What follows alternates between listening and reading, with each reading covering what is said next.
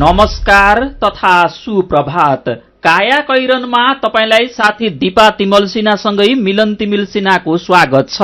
काया कैरन उज्यालो रेडियो नेटवर्कसँगै उज्यालो अनलाइन र मोबाइल एप्लिकेशनबाट एकसाथ प्रसारण भइरहेको छ। आज 2078 साल असार 28 गते सोमबार, असार शुक्ल पक्षको द्वितीया उपरान्त तृतीया तिथि, सन् 2021 जुलाई 12 तारिक।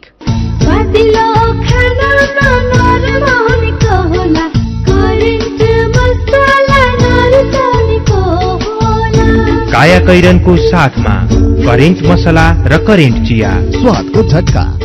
काया कैरन सुरु गरौं मुख्य खबरका शीर्षकहरूबाट।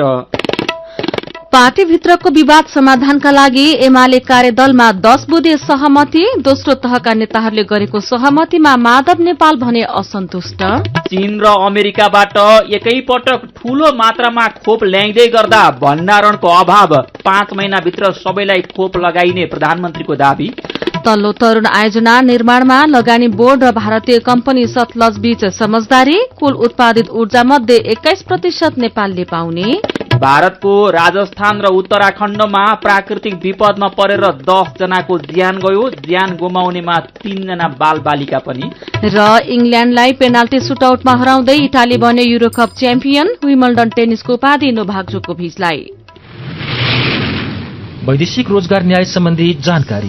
वैदेशिक रोजगारमा जाने व्यक्ति ठगिएमा वा शोषणमा परेमा वैदेशिक रोजगार विभागमा वा आफ्नो जिल्लाको जिल्ला प्रशासन कार्यालयमा निवेदन दिनुपर्दछ। वैदेशिक रोजगार ठगी गर्ने व्यक्तिलाई 3 वर्षदेखि 7 वर्षसम्म कैद र 3 लाखदेखि 5 लाख रुपियाँसम्म जरिवाना सजाय हुन्छ। वैदेशिक रोजगारमा ठगिएको व्यक्तिले बुझाएको रकम र त्यसमा थप 50% हर्जना सहितको रकम पीडकबाट फिर्ता पाउँछन्। वैदेशिक रोजगार ठगीको विषयमा जहिले पनि उजुरी लाग्दछ। क्षतिपूर्तिसँग सम्बन्धित उजुरी 1 वर्षभित्रमा दिनुपर्दछ। वैदेशिक रोजगारमा जाँदा लाग्ने खर्च मेन पावरमा बुझाइ भरपाई लिएमा न्याय पाउन सजिलो हुन्छ। वैदेशिक रोजगारीको सिलसिलामा ठगिएमा वा उद्धार गर्नु परेमा वा बेचबिखनमा परेमा वा तलब नपाएका कारण कानूनी सल्लाह र निशुल्क कानूनी सहायता चाहिएमा पिपुल फोरमको फोन नम्बर 01 44 23 973 वा 47 87 226 मा सम्पर्क गर्न सकिनेछ। आइरेक्सको सहयोगमा मानव अधिकारका लागि जनमञ्च, पिपुल फोरम काठमाडौँ, नेपाल। गण्डकी विश्वविद्यालय मुस्ताङ चोक पोखराको भर्ना सम्बन्धी सूचना। शैक्षिक सत्र 78-79 का लागि 4 वर्ष स्नातक तहमा bachelor of sports management BSM र bachelor of information technology BIT मा यही असार 7 गतेदेखि साउन 11 गतेसम्म अनलाइन आवेदन फारम खुलेको हुँदा इच्छुक विद्यार्थीहरूले सम्पर्क गर्नुहोला। विस्तृत जानकारीको लागि कलेजको वेबसाइट www.gandakiyuniversity.edu.np, फोन 061 460 251 वा online.apply@gandakiyuniversity.edu.np मा इमेल गर्नुहोस्। 4G LTE मोबाइल सेट सम्बन्धी नेपाल टेलिकमको सूचना। नेपाल टेलिकमले देशभर VOLTE सहितको अत्याधुनिक 4G LTE नेटवर्क विस्तार गरिरहेको हुनाले 4G बाट गुणस्तरीय इन्टरनेट तथा कल सुविधा प्राप्त गर्नका लागि नयाँ मोबाइल सेट खरिद गर्दा सेटले LTE ब्यान्ड 20 800 मेगाहर्ट्ज र VOLTE सपोर्ट गर्ने यकिन गर्नुहुन अनुरोध गरिन्छ। नेपाल टेलिकम, राष्ट्रको सञ्चार। काया कैरनमा अब खबरको सिलसिला।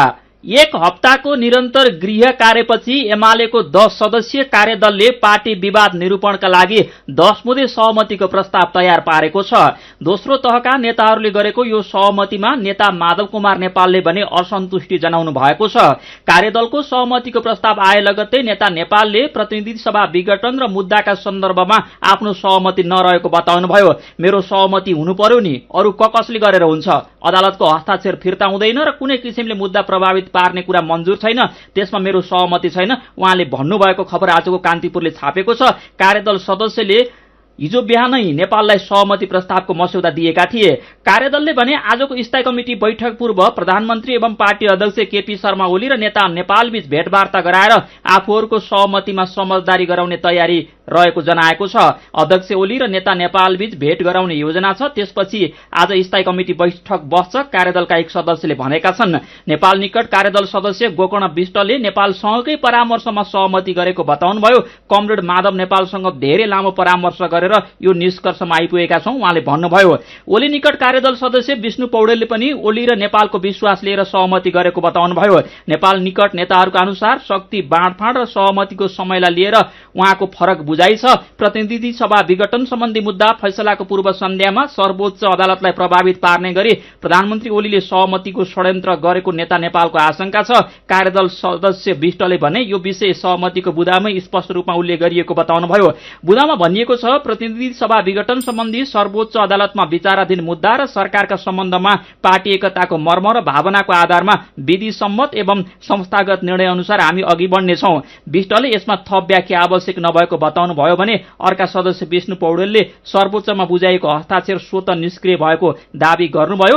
हिजो राति अबेर भएको सहमतिबारे जानकारी दिँदै कार्यदलका सदस्य एवं एमाले प्रवक्ता प्रदीप कुमार गेवाली पार्टीलाई एकताबद्ध एवं सुदृढ बनाउन पार्टीका सबै नेता कार्यकर्ताहरूले सकारात्मक योगदान गर्नु आवश्यक छ। यही निष्कर्षलाई आत्मसात गर्दै पार्टीको एकताको रक्षा, विकास र सुदृढीकरणका लागि निम्नलिखित निर्णय गरिएको छ। 1. केही समय यता पार्टीका आन्तरिक अन्तर्विरोधहरू पार्टीको दायराभन्दा बाहिर पुगेका छन् र कतिपय सन्दर्भमा कटुतापूर्ण तथा एक अर्काप्रति निषेधात्मक बन्दै गएका छन्। यस्ता अन्तर्विरोधहरूलाई पार्टीभित्रै विधिसम्मत ढंगले समाधान गर्दै अघि बढ्न हामी सहमत भएका छौं। 2. पार्टीका सबै तहका कमिटी, निकाय र जनसंगठनहरू 9औं राष्ट्रिय महाधिवेशनबाट पारित राजनीतिक कार्यदिशा र विधानको व्यवस्था बमोजिम नेपाल कम्युनिस्ट पार्टी नेकपा गठन हुनु पूर्व 2075 साल जेठ 2 गतेको ब्र्याकेटमा जेठ 3 गतेको केन्द्रीय कमिटीमा सदस्यहरू मनोनयन गर्ने निर्णयसहित संगठनात्मक अवस्थाबाट क्रियाशील हुनेछन्। 3. 2077 साल फागुन 23 गते सर्वोच्च अदालतको फैसलाबाट नेकपा एमाले पुनर्जीवित भएपछिका पार्टीको वैधानिक व्यवस्था तथा एकतासँग मेल नखाने कुनै पनि तर्फका राजनीतिक र संगठनात्मक कामकारबाहीहरू स्वतः बदर भएका छन्। 4. 77 साल फागुन 23 गतेको सर्वोच्च अदालतको फैसलापछि नेकपा एमालेमा रहने कमरेडहरूको निर्णयलाई स्वागत गर्दै नेपाल कम्युनिस्ट पार्टी नेकपामा रहँदा स्थायी कमिटी र केन्द्रीय कमिटीमा रहनुभएकाहरूलाई सोही कमिटीको सदस्यको जिम्मेवारी निर्धारण गरिएको छ। अन्य कमरेडहरूलाई उहाँहरू नेपाल कम्युनिस्ट पार्टी नेकपामा रहँदा सरहको कमिटीमा संगठित गरिनेछ। 5. पार्टीमा महत्वपूर्ण योगदान गर्नुभएका कमरेडहरूलाई मौजूदा केन्द्रीय कमिटीको कुल सदस्य संख्याको 10% नबढ्ने गरी उक्त कमिटीमा मनोनित गरिनेछ। 6. प्रतिनिधि सभाको विघटन सम्बन्धी सर्वोच्च अदालतमा विचाराधीन मुद्दा र सरकारका सम्बन्धमा पार्टी एकताको मर्म र भावनाका आधारमा विधि सम्मत एवं संस्थागत निर्णय अनुरूप हामी अगाडि बढ्नेछौं। 7. पार्टी तथा जनसंगठनहरू पूर्ववत अवस्थामा क्रियाशील हुने क्रममा उत्पन्न हुन सक्ने समस्याको निराकरण गर्न र सदस्यता नवीकरण, महाधिवेशन तथा विभिन्न तहका अधिवेशनका सम्बन्धमा सुझाव दिन कार्यदल गठन गरिनेछ। 8. यी निर्णयहरू आवश्यकता अनुसार अनुमोदनका लागि यथाशीघ्र विधान महाधिवेशन आयोजना गरी प्रस्तुत गरिनेछ। 9. पार्टी, संसदीय दल र जनसंगठनहरूलाई विधि र पद्धति सम्मत किसिमले उच्च समझदारीका साथ सञ्चालन गर्दै एकता, क्रियाशीलता र मर्यादाको अभिवृद्धि गरिनेछ। यसका लागि एकताबद्ध भई आफ्नो स्थानबाट सक्रियतापूर्वक योगदान गर्न समस्त पार्टी पंक्तिलाई आह्वान गरिएको छ। 10. कार्यदलको सिफारिस कार्यान्वयनका लागि तत्काल पार्टी स्थायी कमिटीको बैठक आयोजना गर्न अध्यक्ष एवं महासचिव कमरेडलाई अनुरोध गर्ने। एमाले प्रवक्ता प्रदीप कुमार गेवाली हिजो राति अबेर कार्यदलमा भएको सहमतिबारे जानकारी दिँदै कार्यदलका अर्का सदस्य भीम रावलले पार्टी एकतालाई बलियो बनाउन महत्वपूर्ण निर्णय भएको जानकारी दिनुभयो। एकताबद्ध रूपमा अगाडि बढ्ने दृढताका साथ ऐतिहासिक महत्वपूर्ण निर्णय गरेका छौं। हाम्रो आजको राष्ट्रिय आवश्यकता नेपाली जनता र नेकपा एमाले पंक्तिको भावना, आकांक्षा र हामीले यो देशलाई जसरी स्वाधीन, स्वतन्त्र, समृद्ध बनाउने लक्ष्यका साथ हाम्रो यात्रा आरम्भ गरेका थियौं।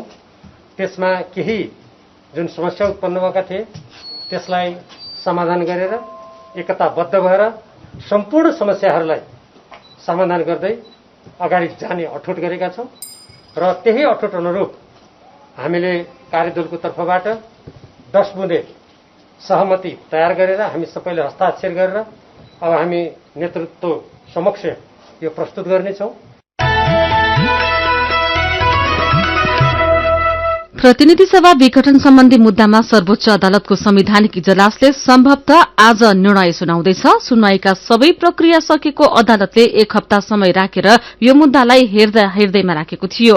5 सदस्यीय इजलासका न्यायाधीशहरूबीच मतभेद नभए सर्वसम्मत निर्णय हुनेछ भने मतभेद भए बहुमतको राय मान्य हुने गरी निर्णय सार्वजनिक हुनेछ। झण्डै 2 महिनादेखि गतिहीन भएको राजनीतिलाई निकास पनि दिने भएकाले आजको सम्भावित निर्णयलाई चासोका साथ हेरिएको छ। प्रतिनिधि सभा विघटन मुद्दामा फैसलाका सम्भावित 4 विकल्पबारे आजको कान्तिपुर दैनिकले लेखेको छ। विकल्प 1 धारा 76(4) को प्रक्रिया पूरा नभएकाले प्रधानमन्त्रीलाई विश्वासको मत लिन वा पदबाट राजीनामा दिन आदेश दिने। विकल्प 2 मा प्रधानमन्त्रीका दुवै दावेदारलाई अस्वीकृत गर्ने राष्ट्रपतिको निर्णय बदर गर्दै 2 मध्ये 1 लाई नियुक्त गर्न आदेश दिने। त्यसैगरी विकल्प 3 मा विभिन्न उपधारा अनुसार उही व्यक्ति बारम्बार प्रधानमन्त्री हुन नमिल्ने स्पष्ट पार्ने। देउवालाई प्रधानमन्त्री नियुक्त गर्नु भनी राष्ट्रपतिका नाममा आदेश दिने। त्यसैगरी विकल्प 4 मा प्रतिनिधि सभा विघटनको निर्णय सदर गर्ने र तोकिएको मितिमा चुनाव नभए प्रतिनिधि सभा पुनः स्थापना गर्नु भन्ने आदेश थपिन सक्नेछ। निर्वाचन आयोगले नेकपा माओवादी केन्द्रको वैधानिकतामाथि प्रश्न उठाउँदै माओवादीका पूर्व नेताहरूले दिएको निवेदन खारेज गरेको छ। आयोगले माओवादी केन्द्रको महाधिवेशन लगायत विषयका आधारमा दल नै खारेज गर्नुपर्ने माग पुष्टि गर्ने कुनै आधार नभेटिएको जनाएको छ। विभिन्न दलसँग एकीकरणपछि माओवादी केन्द्र 2073 साउन 32 गते आयोगमा दर्ता भएकाले महाधिवेशन गर्न अझै समय बाँकी रहेको आयोगको हिजोको बैठकको निष्कर्ष छ। पूर्व माओवादी नेताहरूका तर्फबाट अधिवक्ता सरोज बुढाथोकीले माओवादी केन्द्र खारेजीको मागसहित आयोगमा निवेदन दिनुभएको थियो। आयोगका सचिव सुरेश अधिकारीले माओवादी केन्द्र एमालेसँग एकीकरण भएर नेकपा बनेको र पछि अदालतको आदेशबाट दुवै दल अलग भएकाले महाधिवेशनका लागि अझै पनि 2 वर्ष 7 महिनाको अवधि बाँकी रहेको बताउनुभयो। आवश्यक दस्तावेजहरूको अध्ययनपछि आयोगले माओवादी केन्द्रको वैधानिकतामाथि प्रश्न उठाउँदै दिएको निवेदन उप कुनै कारबाही गर्नु नपर्ने निर्णय गरेको उहाँले जानकारी दिनुभयो। कायाकैरनमा खबरको सिलसिला बाँकी नै छ, सुन्दै गर्नुहोला। थोरै बचत धेरै कायदा, बीमाका छन् फाइदै फाइदा।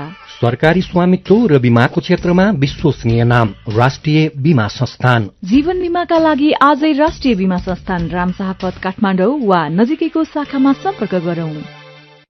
संस्कार र संस्कृति के हो भन्ने त सबले बिर्सिसके आजकल।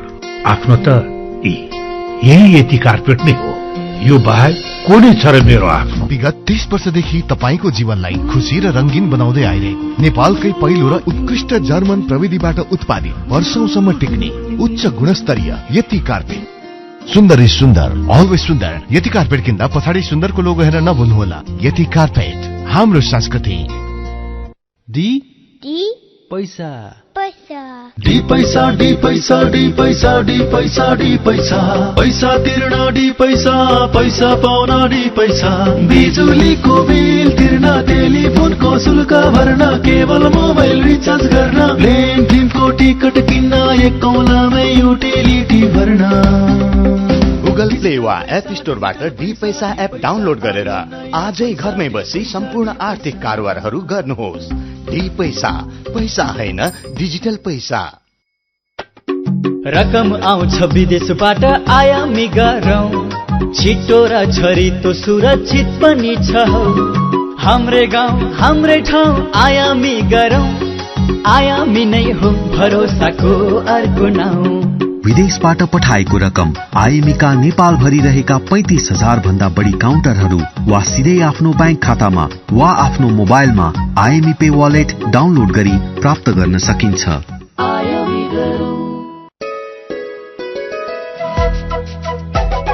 कोरोनाको महामारी फैलिएको बेला घरमै बसी प्रयोग गरौँ डिजिटल ब्याङ्किङ सेवा। स्वस्थ रही आफू बचाउ अरूलाई नै बचाउ। डिजिटल ब्याङ्किङ सजिलो छ, नेपाल ब्याङ्क नै रोजौं, नेपाल ब्याङ्क नै रोजौं। हजुर, कोरोना महामारीबाट आफू पनि बचौं अरूलाई पनि बचाऊ। नेपाल ब्याङ्क लिमिटेड, नेपालको पहिलो ब्याङ्क। सुरक्षित र समृद्ध होस् जिन्दगीको सेरोफेरो, भोलिको लागि सोच्नु पर्ने कर्तव्य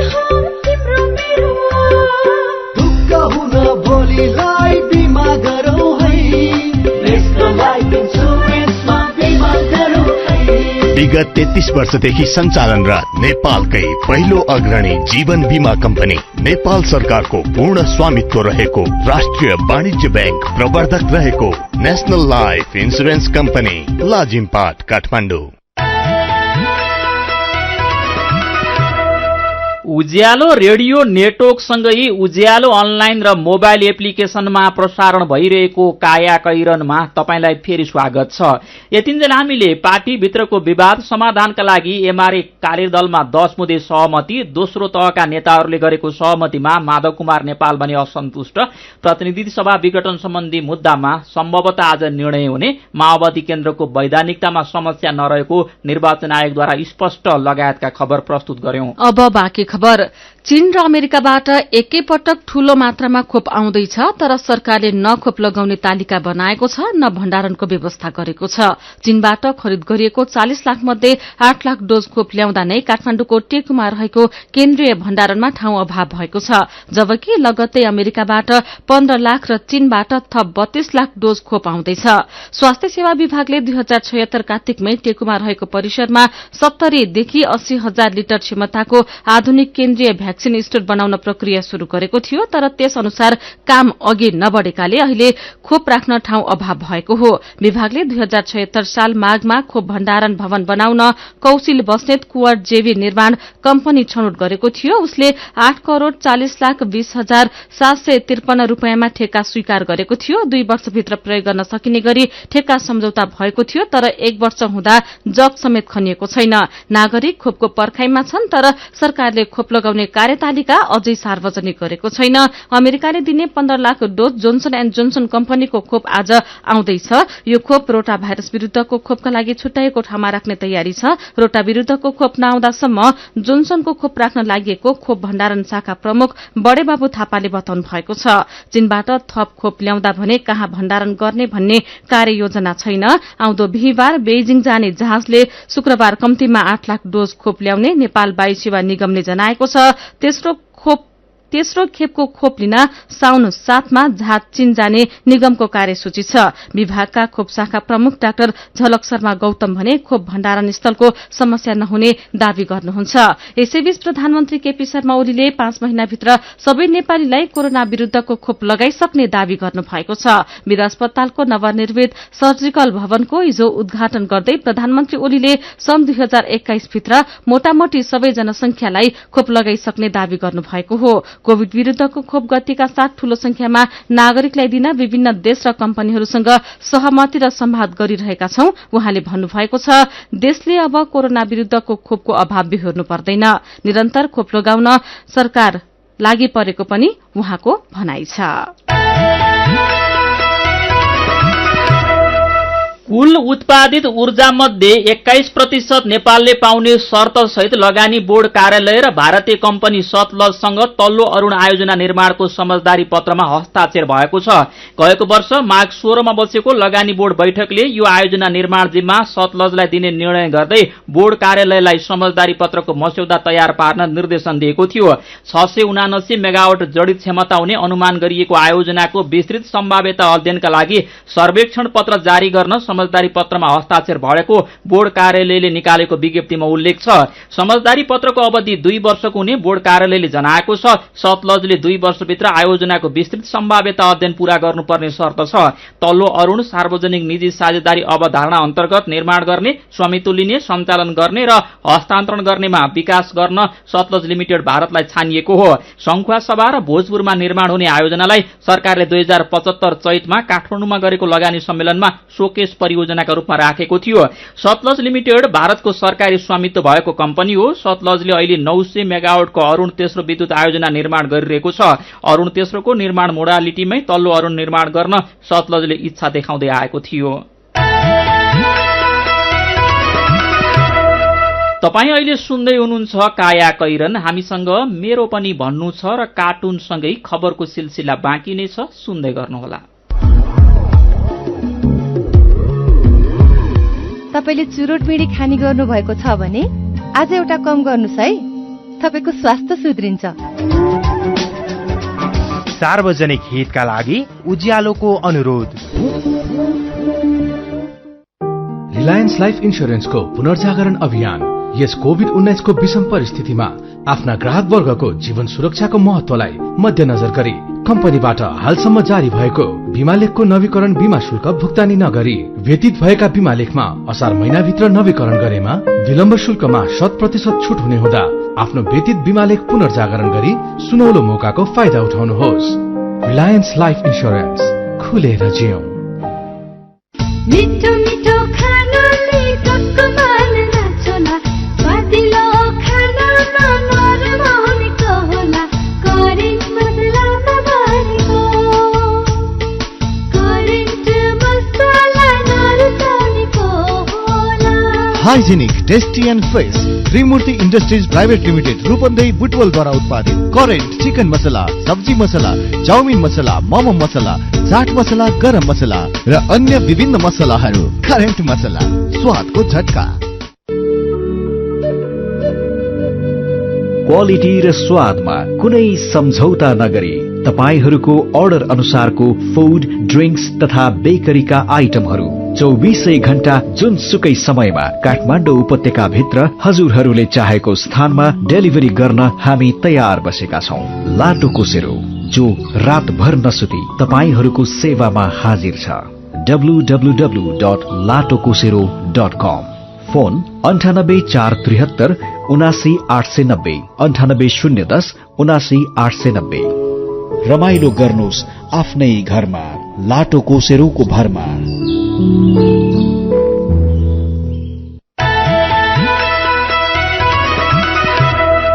सीधा कुरा प्रश्न विचार काठमाडौँमा 90 मेगाहर्ज उज्यालो रेडियो नेटवर्क मार्फत देशभरिका विभिन्न एफएम स्टेशन तथा उज्यालो अनलाइन र मोबाइल एप्लिकेशनमा प्रसारण भइरहेको काया कैरनमा तपाईलाई फेरि स्वागत छ। अब बाँकी खबर। राष्ट्रिय योजना आयोगले 15वटा हिमाली जिल्लाका 126वटा जोखिमयुक्त बस्तीको पहिचान गरेको छ। राष्ट्रिय योजना आयोगका उपाध्यक्ष प्राध्यापक डाक्टर पुष्पराज कडेलले प्राकृतिक विपद जोखिमयुक्त अवस्थामा रहेका बस्तीलाई सुरक्षित ठाउँमा स्थानान्तरण गर्न आयोगले अध्ययन गरी 15वटा हिमाली जिल्लाका जोखिमयुक्त बस्ती पहिचान गरेको जानकारी दिनुभयो। जोखिमयुक्त पहिचान भएका ती बस्तीलाई भौगोलिक दृष्टिकोणले सुरक्षित ठाउँमा स्थानान्तरण गरी एकीकृत बस्ती निर्माण गर्ने अवधारणा सहित आयोगले ती ठाउँको पहिचान गरेको उहाँले बताउनु भएको छ। आयोगका सदस्य तथा यो अध्ययन कार्यदलको संयोजक डाक्टर कृष्ण प्रसाद ओलीले जोखिमयुक्त बस्तीलाई स्थानान्तरण गर्न दार्चुलादेखि ताप्लेजुङसम्मका 15वटा हिमाली जिल्लाका 126वटा ठाउँको पहिचान गरिएको जानकारी दिनुभएको छ। आयोगले चालू आर्थिक वर्षमा यो अध्ययन गरेको हो। त्यसैगरी यो जोखिमयुक्त बस्तीलाई स्थानान्तरण गरी एकीकृत बस्ती निर्माणका लागि ती 15वटा जिल्लामा नै 28 ठाउँको पनि पहिचान भएको छ। मेरो पनि भन्नु छ। खोटाङको बराहा पोखरीमा जग्गा अतिक्रमण गरेर बनाइएका घर भत्काइएको खबरमा पुष्कर विष्टको प्रतिक्रिया छ। अब देशभरि नै अतिक्रमण भएका जमिन खोजी गरी पूर्ण रूपमा सरकारीकरण हुनुपर्छ। कोरोनाका कारण ज्यान गुमाएका परिवारलाई इलामको देउमाई नगरपालिकाले राहत स्वरूप 50,000 रूपियाँ उपलब्ध गराउने शीर्षकको खबरमा फेसबुकमा अदृश्य सोल्टा नाम राखेका साथी भन्नुहुन्छ, पहिला कोरोनाका कारण बिरामी परेकाहरूको चाहिँ उपचारको राम्रो प्रबन्ध गर्नु पर्यो नि, ज्यान गुमाएपछि 50,000 रूपियाँ दिनुभन्दा त। कोरोना भाइरस विरूद्धको खोपको अभाव नहुने प्रधानमन्त्री केपी शर्मा ओलीको अभिव्यक्तिबारे लक सरू लेख्नुहुन्छ, प्रधानमन्त्रीज्यू तपाईले भने झैं कोरोना विरूद्धको खोप अभाव नहोस्, सम्पूर्ण नागरिकले बेलैमा खोप लगाउन पाइयोस्।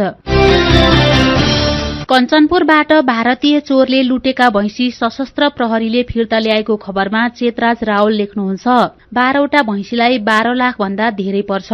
सामान्य किसानहरूका लागि त्यो पनि करोडौं बराबरको रकम हो। धन्यवाद प्रहरीलाई। अनि यही खबरमा कोषमाली भन्नुहुन्छ, किसानको कमाई लुटेर खान खोज्ने त्यस्ता लुटेराहरूलाई हदैसम्मको कारबाही होस्। विचारका लागि तपाईलाई धन्यवाद।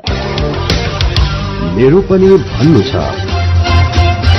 मेरो पनि भन्नु छ प्रस्तुत गर्दै हुनुहुन्थ्यो साथी जानुका दुवाडी काया कैरनमा। अब विदेशको खबर। भारतको राजस्थान र उत्तराखण्डमा प्राकृतिक विपदमा परेर 10 जनाको ज्यान गएको छ। उत्तराखण्डको बागेश्वर जिल्लामा भारी वर्षापछि पहिरो जाँदा एउटा घर भत्किएको छ। घर भत्किँदा एकै परिवारका 3 जनाको ज्यान गएको छ। यस्तै राजस्थानको कोटा जिल्लामा चट्याङ लागेर 4 जनाको ज्यान गएको छ। यस्तै धौलपुरमा पनि चट्याङ लाग्दा 3 जना बालबालिकाको ज्यान गएको भारतीय सञ्चार माध्यमले जनाएका छन्। भारतका केही ठाउँमा केही दिन यता लगातार मेघगर्जनसहित पानी परिरहेको खबरमा उल्लेख छ। अब खेल खबर। इंग्ल्याण्डलाई पेनाल्टी सुटआउटमा हराउँदै इटाली युरोकप सन् 2020 को विजेता बनेको छ। वेम्बलीमा बिहान भएको खेलमा इंग्ल्याण्डलाई पेनाल्टी सुटआउटमा 3-2 ले हराउँदै इटालीले उपाधि जितेको हो। यसअघि निर्धारित 90 मिनटमा 1-1 गोलको बराबरी भएपछि खेल थप समयमा गएको थियो। खेलको 2 मिनटभित्रै इंग्ल्याण्डका लुकसले गोल गर्दै टीमलाई अग्रता दिलाएका थिए। खेलको पहिलो हाफसम्म इंग्ल्याण्डले 1 गोलको अग्रता बनाएको थियो, तर खेलको 67औं मिनटमा इटालीका लियोनार्दो बोनुच्चीले गोल गर्दै खेल 1-1 गोलको बराबरीमा पुर्याए। इटाली सन् 1968 मा युरोकपको च्याम्पियन बनेको थियो। खेलकै अर्को प्रसंगमा विश्व नम्बर 1 सर्बियन खेलाड़ी नोभाक जोकोभिचले विम्बल्डन टेनिसको उपाधि जितेका छन्। लन्डनमा गैराती भएको फाइनलमा इटालीका माथियो बेरेटिनीलाई 7-6, 6-4, 6-4 र 6-3 को सेटमा हराउँदै जोकोभिचले उपाधि जितेका हुन्। यो सँगै जोकोभिचले 6औं पटक विम्बल्डन टेनिसको उपाधि जितेका छन्। जोकोभिचले स्विस स्टार रोजर फेडेरर र स्पेनिश स्टार राफायल नाडालले बनाएको सर्वाधिक ग्रान्डस्लाम जित्ने खेलाड़ीको कीर्तिमानसँग पनि बराबरी गरेका छन्। काया कैरनमा अब केही खबर संक्षेपमा। हिजो देशभर थप 1831 जना व्यक्तिमा कोरोना संक्रमण पुष्टि भएको छ। अहिले सक्रिय संक्रमित 26,173 जना रहेका छन्। हिजो थप 1,533 जना संक्रमित निको भएका छन्। लगातारको वर्षाका कारण डोटीमा 3वटा घर भत्किएको छ। जिल्ला प्रहरी कार्यालय डोटीका सह सूचना अधिकारी तथा प्रहरी निरीक्षक रविन्द्र चन्दका अनुसार सायल गाउँपालिका 1 का धौले दमाईको 2 तले घर भत्किएको छ। त्यसैगरी बडीकेदार गाउँपालिका 1 का धनबहादुर कलेलको 2 तले घर भत्किएको छ भने दिपायल सिलगढ़ी नगरपालिका 5 बागठाटाका जोगी भूलको ढुङ्गा माटोले बनेको 2 तले घर पनि भत्किएको छ। महोत्तरीको लोहारपट्टी नगरपालिका 7 भ्रमरपुराकी सुजिता ठाकुरको शव सडै गलेको अवस्थामा प्रहरीले फेला पारेको छ। सुजिता गएको जेठ 19 गतेदेखि बेपत्ता हुनुहुन्थ्यो। हुलाकी राजमार्गको भ्रमरपुरा जनकपुर सड़क खण्डकै छेउमा रहेको निर्माणाधीन पेट्रोल पम्पको छेउमा रहेको जमिनमा बनाइएको सेफ्टी ट्याङ्की भित्र ढलान फोरेर लुकाएको अवस्थामा प्रहरीले हिजो शव फेला परेको हो। सेफ्टी ट्याङ्की मुनि शव राखेर ग्राउन्ड पुनः ढलान गरिएको र सेफ्टी ट्याङ्कीलाई काटिएको रुखको ठूल्ठूला मुढाले छोपेर राखेको अवस्थामा भेटिएको जिल्ला प्रहरी कार्यालय महोत्तरीका प्रवक्ता डीएसपी प्रकाश विष्टले जानकारी दिनुभयो। कोभिड-19 महामारीको दोस्रो लहरका कारण नेपालसहित एसियाली देश लकडाउनमा भइरहेको बेला 45 देशका 457 जनाले सर्वोच्च शिखर सगरमाथा आरोहण गरेका छन्। फागुन अन्तिम हप्ता शुरू भएको 83 दिन लामो वसन्तकालीन हिमाल आरोहणका समयमा सगरमाथाको चुचुरोमा 43 महिला र 414 पुरूष पुगेका छन्। पर्यटन विभागकी निर्देशक मीरा आचार्यका अनुसार यसपटक सगरमाथा आरोहण गर्नेमा 7 जना नेपाली छन्। केही समय अघि 3000 को बिन्दुसम्म पुगेको नेप्सेमा एकाएक ब्रेक लागेपछि असारको 2 हप्ता शेयर बजारका लागि खराब समय भयो। महिनाको अन्तिम हप्ताको शेयर कारोबारले भने निराश बनेका लगानीकर्तामा उत्साह छाएको छ। पर्खर हेरको अवस्थामा लगानीकर्ताले लगानी बढाउनको लागि तत्परता देखाएका छन्। नेप्सेसँगै शेयर कारोबार रकमले पनि साथ दिएको र बजार अब नयाँ रेकर्डतर्फ अघि बढ्नेमा आशावादी रहेको लगानीकर्ताहरू बताउँछन्। विद्युत प्रसारण लाइनको जग्गा प्राप्ति र मुआवजा वितरण नै प्रमुख समस्याका रूपमा भोगिरहेको नेपाल विद्युत प्राधिकरणलाई अब केही सजिलो हुने भएको छ। जलविद्युत आयोजना प्रभावितलाई जस्तै प्रसारण लाइन निर्माण क्षेत्रका स्थानीय बासिन्दालाई पनि शेयर वितरण गर्ने र समस्या समाधानका लागि कार्यदल गठन हुने भएपछि सहज हुने भएको हो। प्रसारण लाइनका प्रभावितहरूलाई 3% शेयर दिने प्रस्ताव गरिएको छ। र नेपाली सेनाले निर्माण गरिरहेको कर्णाली करिडोरको खुलालु लैफु सलिसल्ला सड़क खण्ड यही आउँदो असार 31 गते हस्तान्तरण गरिने भएको छ। काया कैरनमा अब चाहिँ पालो आयो उखानको। भाइ मिले कलह काटिन्छ। उज्यालो रेडियो नेटवर्कबाट प्रसारण भइरहेको काया कैरन सक्नु अघि मुख्य मुख्य खबर फेरि एकपटक। पार्टीभित्रको विवाद समाधानका लागि एमाले कार्यदलमा 10 बुँदे सहमति। दोस्रो तहका नेताहरूले गरेको सहमतिमा माधव कुमार नेपाल भने असन्तुष्ट। चीन र अमेरिकाबाट एकैपटक ठूलो मात्रामा खोप ल्याइँदै गर्दा भण्डारणको अभाव, 5 महिनाभित्र सबैलाई खोप लगाइने प्रधानमन्त्रीको दावी। तल्लो अरूण आयोजना निर्माणमा लगानी बोर्ड र भारतीय कम्पनी सतलज बीच समझदारी। कुल उत्पादित ऊर्जा मध्ये 21% नेपालले पाउने। भारतको राजस्थान र उत्तराखण्डमा प्राकृतिक विपत्तिमा परेर 10 जनाको ज्यान गयो। ज्यान गुमाउनेमा 3 जना बालबालिका पनि। र इंग्ल्याण्डलाई पेनाल्टी सुटआउटमा हराउँदै इटाली बन्यो युरोकप च्याम्पियन। विम्बल्डन टेनिसको उपाधि नोभाक जोकोभिचलाई। अब कार्टुन। आज हामीले रविन्द्र मानन्दरले बनाउनु भएको कार्टुन लिएका छौं। एमालेका 2 शीर्ष नेताहरू माधव कुमार नेपाल र केपी शर्मा ओलीको सम्बन्धलाई यो कार्टुनले व्यङ्ग्य गरेको छ। एमालेको कार्यदलमा त सहमति भयो गएराती, तर 2 शीर्ष नेताको मन अझै मिलिसकेको छैन। यहाँ कार्टुनमा एमालेका 2 शीर्ष नेता ओली र नेपाल सँगै छन्। ओलीले पहिले पहिले पाइने 5 पैसाको सिक्का हातमा लिएर गाईकी त्रिशूल गर्दैछन्। सिक्का फुत्त माथितिर फाल्दा तल आएर भुइँमा ठाडो परेर बसेको छ। अनि नेपालतिर हेर्दै ओली भन्दैछन्, लौ न गाई आयो न त्रिशूल, एकता के गर्ने त कमरेड। आजको काया कैरन सकिएको छ। काया कैरनबाट प्राविधिक साथी प्रवीण श्रेष्ठसँगै हामी पनि बिदा माग्छौं। काया कैरन सुन्नु भएकोमा तपाईलाई धन्यवाद। उज्यालो मोबाइल र अनलाइनमा प्रसारण भइरहेका रेडियो र अनलाइनका सामग्री भाइबरमा पनि उपलब्ध छन्। कोरोनाको संक्रमणबाट बच्न सकेसम्म घरभित्रै बसौं। काम विशेषले घर बाहिर निस्कनु परेमा मास्क लगाउन नबिर्सौं। नमस्कार।